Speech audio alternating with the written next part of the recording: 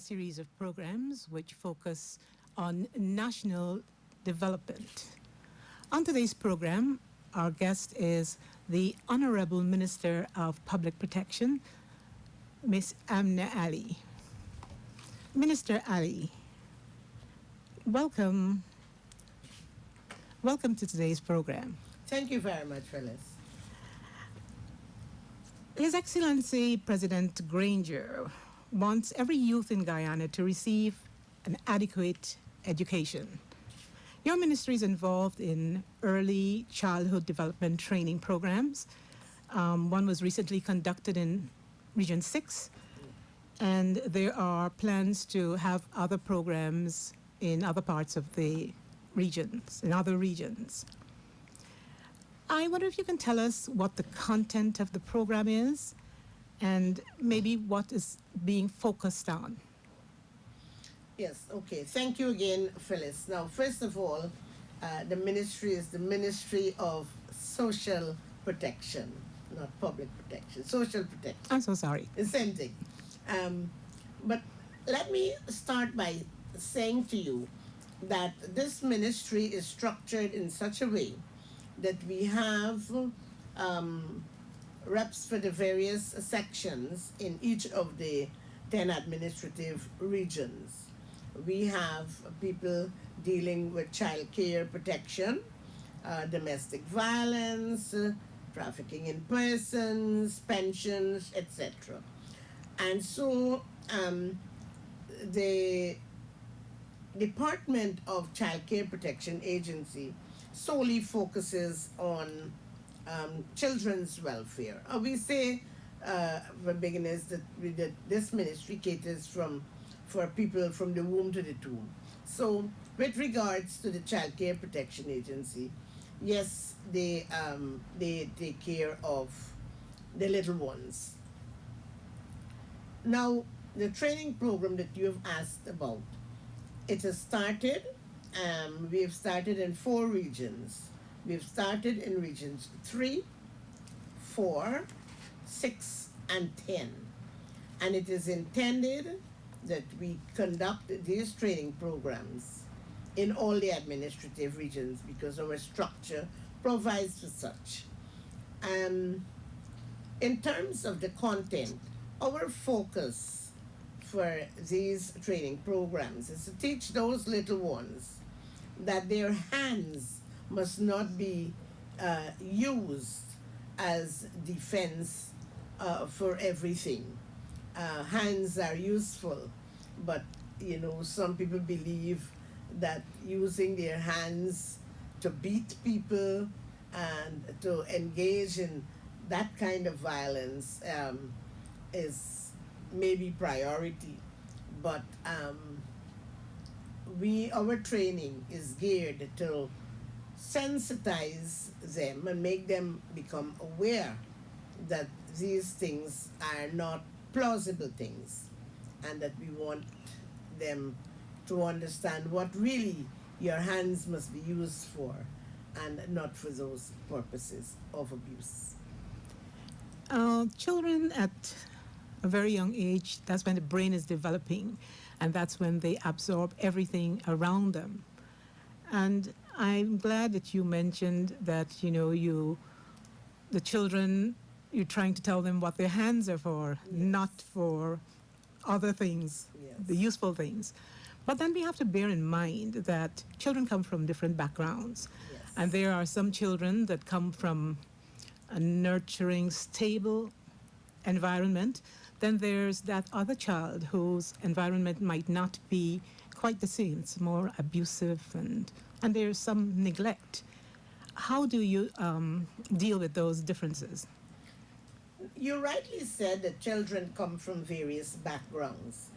And it is a fact, sometimes some parents are the reasons why children grow up believing that the only answer to a question is by abusing, by beating, by engaging in those kinds of activities. And a lot of parents, they contribute to this, not in a loving way.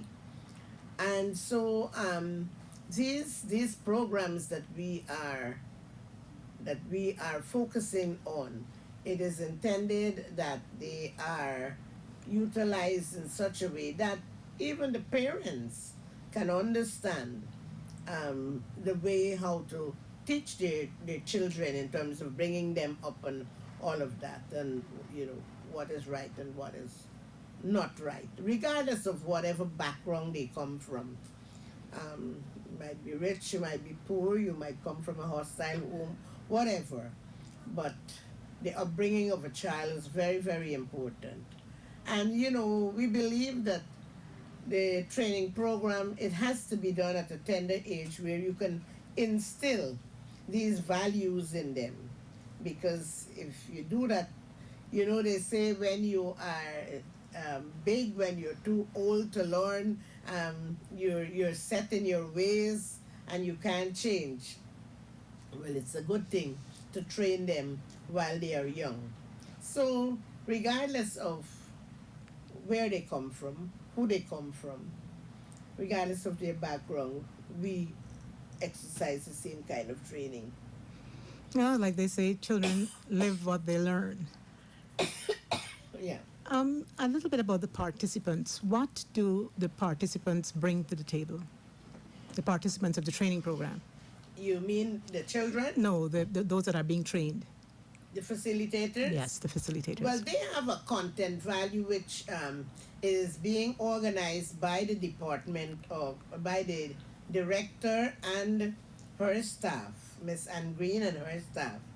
They look at the content of the program, so they deal with the program. They facilitate by way of lecture, by the way of demonstration, etc. And that is their take on it. That is what they bring to the table for it. Okay, maybe we could look now at the labor laws. How well are you satisfied that the labor laws of Guyana are being observed by employers, especially those in the private sector? And what mechanism do you have in place to monitor this? Okay. Now, like I said earlier, that this ministry has a structure in all the region. The Labor Department, while we have a central unit, we also have labor officers in the various regions. I would say that to a great extent we try to put in place, the legal requirements of various agencies, what ought to be done in terms of employing people, whether public or private sector, and particularly the private sector, you have this problem with.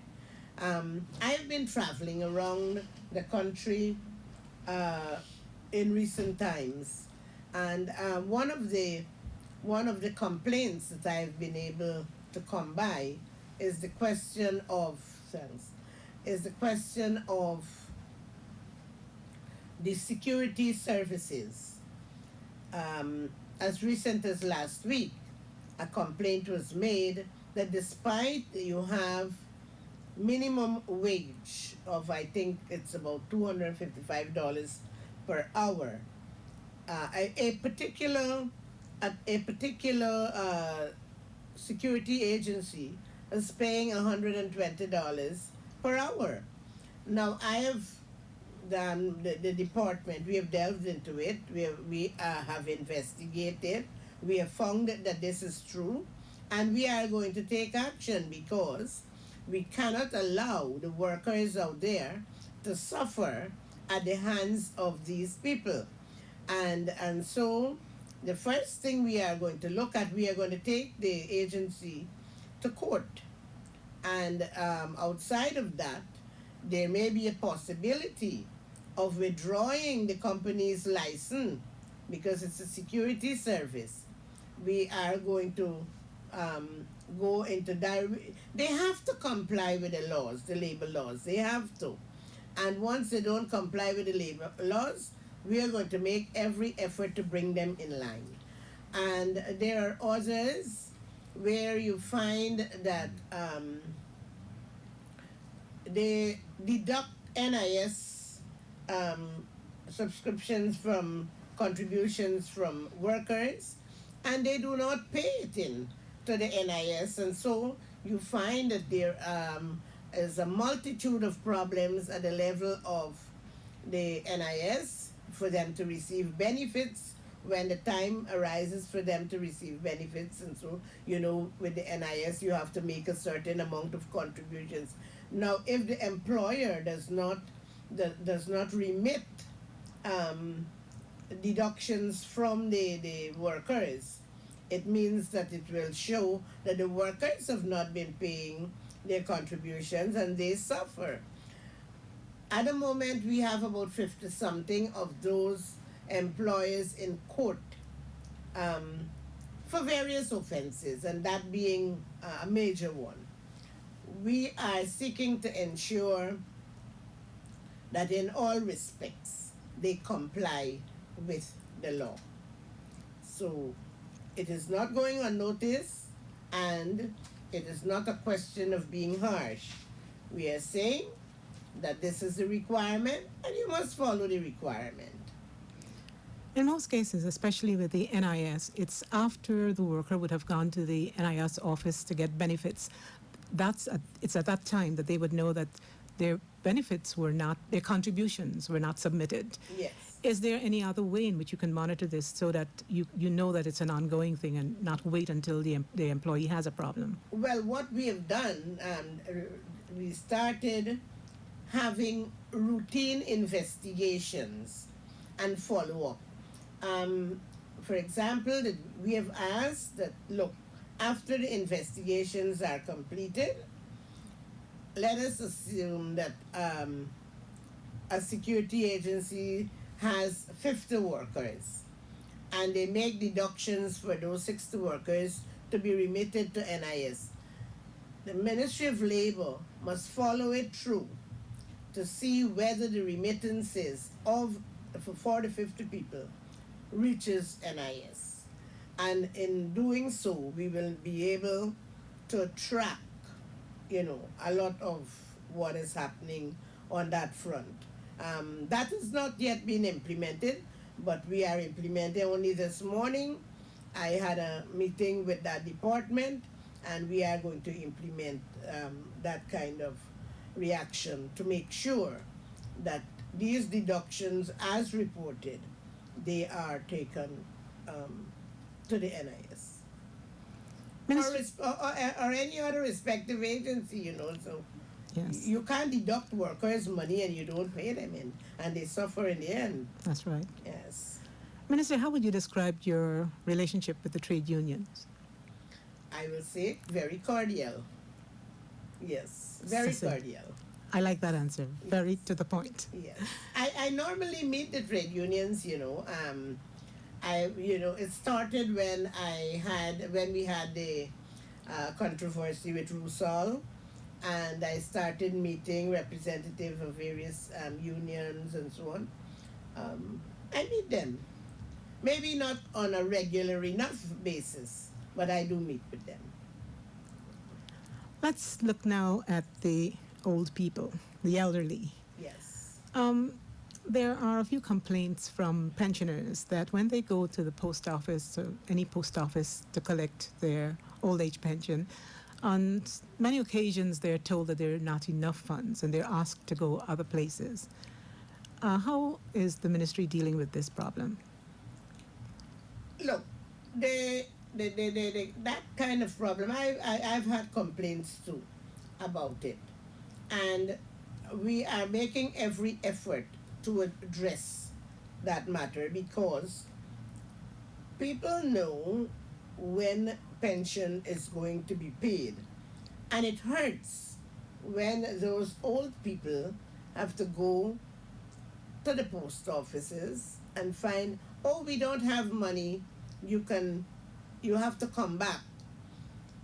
What is, I will say, annoying in the interior locations, for example, when people have to pay money to come from far-flung areas to the post office, and here it is, a postmaster mistress makes that an allegation. The Ministry of Social Protection ensures that there is adequate money in at the post office for it to go to the various locations long before pension day. But it is the inefficiency, I would say, of the post office. Now, I give you an example. In Lefem, there is a postmistress there. And when the people go there, let us assume that it is because it's a far-flung area and so on, you might have problems with the amount of money and all of that. There is an arrangement where the postmistress can call the post office and have the money wired like within a short time. They don't do that. This postmistress will tell the people who come from far away, oh, you will have to come back because we don't have that amount of cash, and makes no effort. And I must tell you that sometimes it is for political reasons. They want the government to look bad, and so they make bad decisions. And I must admit that that is one area that makes bad decisions when it comes to pensioners' monies. So we are looking at it, and I trust that by 2020 we are going to have we're going to have some ease with regards to pension payments. As a matter of fact, at the moment we are engaging the Bankers Association to have pensioners' money paid into their accounts so that they don't have this hassle to go to post offices. We couldn't do it this year, and we couldn't do it for the existing pensioners yet because it's a tedious exercise. And we are beginning to distribute pension books early November. Now, I can't give you a pension book, then and at the same time work out dealing with the banking transaction, because you might double up and we might have problems. And so what we are going to start with is the new pensioners who've got to get pension from 2020, that we are going to deal with the bank for that. During this period, we are going to try to regularize before the end of 2020 those pensioners who have bank accounts that we can direct deposits to them, to do the transfers to them, so that that again will ease the business of going to every person and paying them and having long lines, etc., at the post offices to pay pension. So it is a matter that we are looking at. We are engaged in it. We want the best for our pensioners. They've worked long and hard, and in their old age, they must enjoy these benefits. they shouldn't have any hassles. They should not have hassles. That's right. And still with the elderly, how could the public assist you with reporting abuse of the elderly? I know that abuse to women, that seems to be very, very high on the table. But the elderly, they also are recipients of abuse.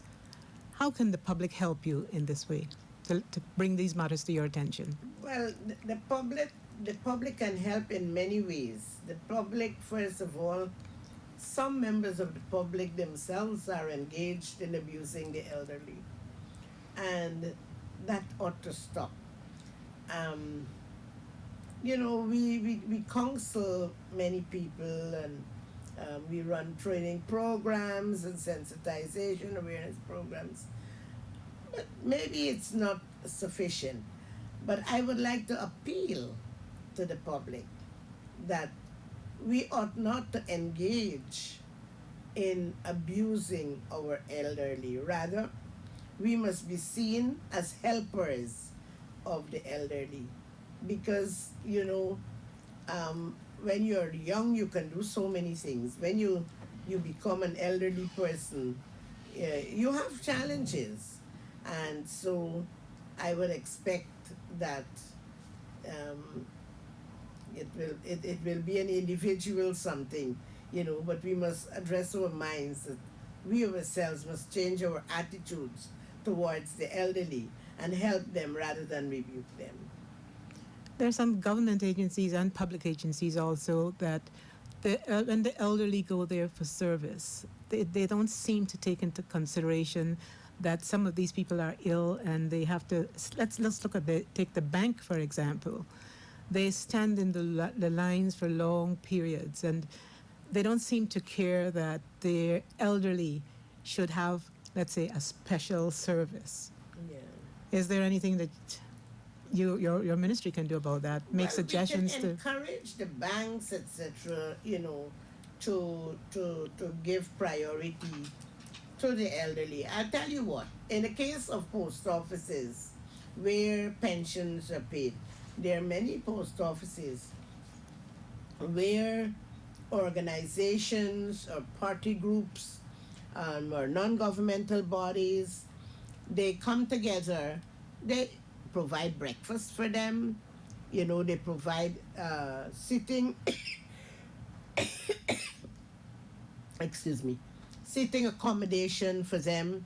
um, Recently I have spoken and made representation to certain post offices to put in lavatories um, as facilities for them, So we're trying to make them as comfortable as they can when they have to go for these pensions. Similarly, we would expect that in facilities such as banks, etc., that some special concessions can be made for our elderly people. Minister, the big issue that's on right now is the house-to-house registration.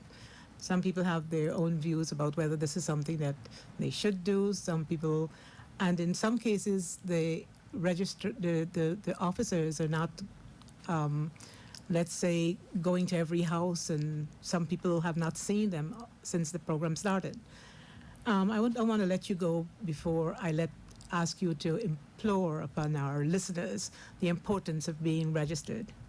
On that score, Phyllis, let me say this. I hope that Guyana at large would have listened and would have read what the learned Chief Justice has said about the registration process. Two things that she has said, and I'll focus on one. She said that the registration is legal. In other words, what has started cannot be stopped now. We have to continue. And I want to encourage all and sundry to make a special effort to get registered. We have to get a new register. We have to have, people have to get their ID cards to do so many businesses. Old ID cards will not be considered. They have to get their new ID cards once there is a house to house registration and once a new list is going to be generated. And I do not know why, for political reasons, many are advocating to these people, the populace, not to register when the enumerators come around. I want to say to our Guyanese population, it is imperative for you to register. Look, this has nothing to do with if you want to vote and who you want to vote for. This has to do with your right to be a registrant of Guyanese descent. You will have to use your ID cards for so many purposes. You don't want to get into any problems not having one, and therefore, I want to urge you and encourage you, listeners out there, to get registered now. I know that there has been some problems with enumerators and fielding enough staff to the all around the not all 10 administrative regions. But I have asked the commissioners and the elections commission to boost it up so that you can have more people moving around and getting these people registered, particularly before school reopens. I think school is reopening sometime in September. So if we can get most of them registered now, it is going to be a plus for us. And when I say us, a plus for Guyanese, a plus for Guyana at large. So listeners out there who are listening to me, please ensure that you have your source documents and that you register soonest. Well, thank you very much, Minister Amna Ali, for being our guest on today's program of Insight. Thank you, Phyllis. It was a pleasure being here. You're welcome, Minister.